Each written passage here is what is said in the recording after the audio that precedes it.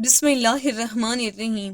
دوستو، آج کی اس ویڈیو میں ہم آپ کو حضرت ادریس علیہ السلام اور ملک الموت کا ایک واقعہ بتائیں گے۔ ایک دن حضرت ادریس علیہ السلام کام سے فراغت پا کر بیٹھے تھے۔ اسی وقت ملک الموت انسانی شکل میں مہمان کے طور پر رات کو حضرت ادریس علیہ السلام کے دروازے پر آ پہنچے۔ جب شام ہوتی، افطاری کے وقت کا کھانا آپ کا بہشت سے آتا، جس قدر چاہتے کھا لیتے، باقی کھانا پھر بہشت میں چلا جاتا۔ اس دن کا کھانا بھی جب بہشت سے آیا تو حضرت ادریس علیہ السلام نے وہ کھانا اس مسافر کو پیش کر دیا۔ مسافر نے کچھ نہ کھایا، قدم پر قدم عبادت کرتا رہا۔ حضرت ادریس علیہ السلام ان کا یہ حال دیکھ کر متعجب ہوئے کہ یہ شخص کون ہے۔ جب روزے روشن ہوا، حضرت ادریس علیہ السلام نے ان سے کہا، اے مسافر، تم میرے ساتھ چل کر خدا کی قدرت صحرا میں جا کر دیکھو۔ تب دونوں بزرگ گھر سے میدان کی طرف نکل جاتے جاتے ایک گہوا کے کھیت میں جا پہنچے۔ حضرت مالک الموت نے کہا، چلو اس کھیت سے چند گوشے گہووں کے لے کر ہم تم مل کر کھائیں۔ حضرت ادریس نے کہا کہ عجب ہے، تو نے شب گزشتہ کو کھانا حلال نہ کھایا، اب حرام کھانا چاہتا ہے۔ پھر وہاں سے دونوں بزرگ ایک دوسری باغ میں جا پہنچے۔ وہاں بھی انگور دیکھ کر حضرت اسرائیل علیہ السلام نے کھانے کا قصد کیا۔ حضرت ادریس علیہ السلام نے کہا، تصرف ملک غیر میں حرام ہے۔ پھر جاتے جاتے ایک بکری دیکھ کر اسرائیل علیہ السلام نے کھانے کا ارادہ کیا۔ پھر حضرت ادریس علیہ السلام نے کہا، بیگانی بکری کو ذبح کر کے کھانا ممنوع ہے۔ بس اس طرح 3 روز تک دونوں باہم گفتگو کرتے رہے۔ جب ادریس علیہ السلام نے معلوم کیا کہ یہ کون شخص ہے، بنی آدم میں سے معلوم نہیں ہوتا، تب حضرات نے فرمایا، خدا کے واسطے ظاہر تو کرو کہ تم کون ہو۔ اس نے عرض کیا کہ میں اسرائیل ہوں۔ تب حضرت ادریس علیہ السلام نے فرمایا کہ بھائی، کیا سب مخلوقات کی جان تم ہی قبض کرتے ہو؟ انہوں نے کہا، ہاں۔ حضرات نے فرمایا، شاید کہ تم میری جان قبض کرنے کے لیے آئے ہو۔ انہوں نے کہا کہ نہیں، میں تمہارے ساتھ خوش طبیعت کرنے آیا ہوں۔ حضرت ادریس علیہ السلام نے کہا کہ آج 3 دن سے تو میرے ساتھ ہے، اس عرصے میں بھی تو نے کسی کی جان قبض کی ہے؟ فرشتے نے کہا، کل جان قبض کرنا ہمارے ہاتھ میں ایسا ہے جیسے کہ تمہارے دونوں ہاتھ کے نیچے روٹی رکھی ہوئی ہے، یعنی جس کی اجل آتی ہے اللہ تعالیٰ کے حکم سے میں ہاتھ بڑھا کر اس کی جان قبض کر لیتا ہوں۔ وہ بولا، اے حضرت ادریس، میں چاہتا ہوں کہ تیرے ساتھ رشتہ برادری کروں۔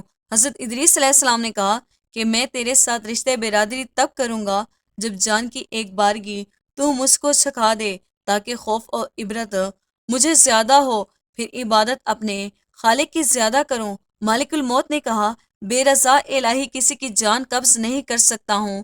تب حضرت ادریس علیہ السلام خداوند قدوس کی درگاہ میں عرض کی، حکم ہوا کہ جان حضرت ادریس علیہ السلام کی قبض کر۔ انہوں نے حضرت ادریس علیہ السلام کی جان قبض کر لی۔ پھر مالک الموت نے خدا کی بارگاہ میں دعا مانگی، پھر اللہ تعالیٰ نے ان کو زندہ کیا۔ حضرت ادریس علیہ السلام اٹھ کر مالک الموت کو اپنی گود میں لے لیا۔ دونوں نے آپس میں رشتہ برادری کا لگایا۔ پھر مالک الموت نے ان سے پوچھا، اے بھائی، تلخی جان کنی کی کیسی تھی؟ وہ بولے، جیسے کسی زندہ جانور کی کھال سر سے پاؤں تک کھینچی جاتی ہے۔ مالک الموت نے کہا، اے بھائی، قسم ہے رب العالمین کی، جیسے کہ میں نے تیرے ساتھ احسان کیا ہے، ایسا کسی کے ساتھ نہیں کیا۔ حضرت ادریس علیہ السلام نے فرمایا، اے بھائی، مجھے دوزخ دیکھنے کا شوق ہے، تو مجھ کو اس کے دروازے تک لے چل، تاکہ اسے دیکھنے سے خوف الہی زیادہ ہو اور پھر میں عبادت زیادہ کروں۔ پھر ان کو بہشت کے دروازے پر لے گئے۔ انہوں نے کہا، بہشت کے منظر اپنی آنکھوں سے دیکھے۔ پھر کہنے لگے، اے بھائی، میں تلخ جان کنی کی چکھ چکا ہوں، دوزخ بھی دیکھی، مگر جگر میرا پیاسے سے جل گیا ہے۔ اجازت دیں تو بہشت میں جا کر ایک پیالہ پیوں۔ تب اس نے کہا، تم وہاں سے واپس آنے کا عہد کرو۔ بجائے شدید پیاس کے حضرت ادریس علیہ السلام نے واپس آنے کا عہد کیا کہ میں واپس آ جاؤں گا۔ باحکم الہی اپنی لعین درخت توبہ کے نیچے چھوڑ کر بہشت میں داخل ہو گئے، کیونکہ عہد باہر آنے کا کیا تھا۔ لعین کو بھی درخت توبہ کے نیچے چھوڑ کر آئے تھے۔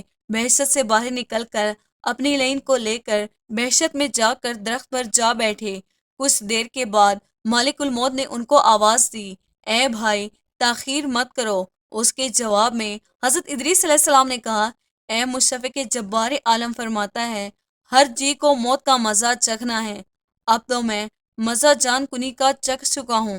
حق تعالیٰ فرماتا ہے، اور نہیں کوئی تم سے جو نہ پہنچے گا اس میں، سو میں دوزخ میں بھی پہنچ چکا ہوں۔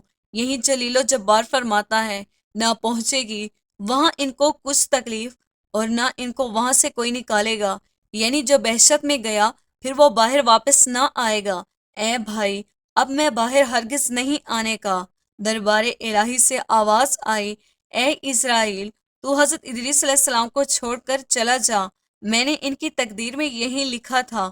حضرت ادریس علیہ السلام موت کا مزہ چکھ کر، دوزخ بھی دیکھ کر جنت میں جا رہے ہیں۔ تب اسرائیل بولے، بحشت حرام ہے انبیاء پر جب تک کہ ختم النبی داخل نہ ہو۔ بحشت میں پھر آواز آئی، اے اسرائیل، بحشت کو دریغ نہیں رکھتا ہوں، لیکن اول بحشت میں محمد صلی اللہ علیہ وآلہ وسلم داخل ہوں گے، بعد سب امت ان کی، اور قول دوسرا یہ ہے، طواف کرنے والے سب طواف کرتے رہے بحشت میں، اور حق تعالیٰ نے فرمایا، اٹھ لیا ہم نے اس کو اونچے مکان پر۔ بس بحشت میں حضرت ادریس علیہ السلام تو جا رہے ہیں، ان کے فرزندہ سب فراق سے شب و روز وزاری میں تھے۔ ایک روز ابلیس لعین ان کے پاس آیا اور کہا، تم مت رویا کرو، میں تمہارے باپ کی صورت بنا دیتا ہوں، تم اس کو شب روز دیکھا کرو اور پوجو، اس سے تمہارے سب دکھ درد غم جاتا رہے گا اور تم خوش رہو گے۔ ابلیس نے ایک ایسی صورت بنائی کہ ان کی شکل میں کوئی فرق نہ تھا، صرف اتنا ہی فرق تھا کہ یہ صورت بات نہیں کرتی تھی، اور وہ لوگ اس صورت کو پوجا کرتے تھے، یہاں تک کہ رفتہ رفتہ بت پرستی تمام عالم میں پھیل گئی۔ مشرق سے مغرب تک یہ رواج جاری رہا۔ کوئی آدمی اللہ تعالیٰ کو نہ جانتا تھا، علم علم ان میں مخفوت تھا۔ باخدا اللہ تعالیٰ نے حضرت نوح علیہ السلام کو ان پر پیغمبر بنا کر بھیجا تاکہ ان کو راہ ہدایت بتا دے۔ دوستو، ہم امید کرتے ہیں ہماری آج کی ویڈیو آپ کو پسند آئی ہوگی۔ ویڈیو کو لائک اور شیئر کیجیے گا۔